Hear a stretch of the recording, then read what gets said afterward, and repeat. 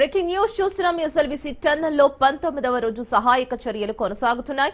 ఈ నేపథ్యంలోనే SLBC tunnel సహాయక చర్యల్లో డిజాస్టర్ రోబోటిక్ బృందం పాల్గొంది. ఈ రోబోటిక్ బృందంతో టన్నెల్లో పరిస్థితిపై అంచనా వేయనున్నారు.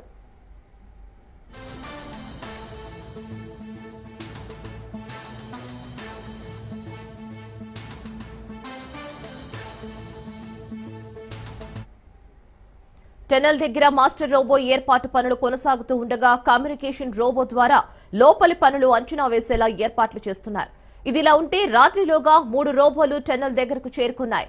వీటన్నింటినీ మాస్టర్ రోబో ఆదేశాలతో పని చేయించనున్నారు. కాగా ఈ రోబోలను టన్నెల్లో పేరుకుపోయిన బురద, మట్టిని తీసేందుకు వినియోగిస్తున్నారు.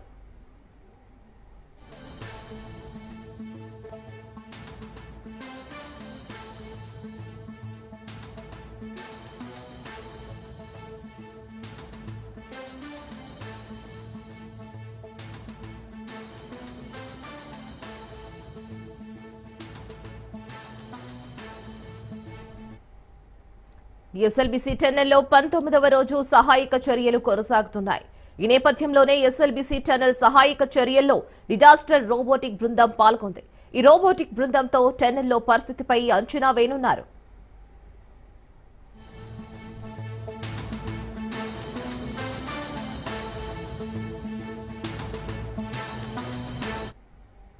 టన్నెల్ దగ్గర మాస్టర్ రోబో ఏర్పాటు పనులు కొనసాగుతూ ఉండగా కమ్యూనికేషన్ రోబో ద్వారా లోపలి పనులు అంచనా వేసేలా ఏర్పాట్లు చేస్తున్నారు.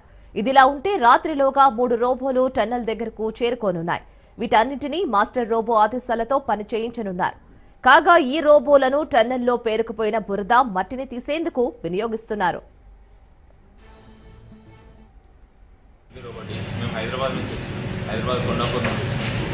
ఓకేనా, మేము ఇక్కడ బేసిక్గా త్రీ రోబోట్స్ డిప్లాయ్ అయిపోతున్నాం లోపల. ఆ 3 రోబోట్స్ ఏమేమి చేస్తాయంటే ఒక్కొక్క ఏ టైప్ ఆఫ్ మెటీరియల్స్ ఆ రోబోట్ దాన్ని పనిచేస్తుంది.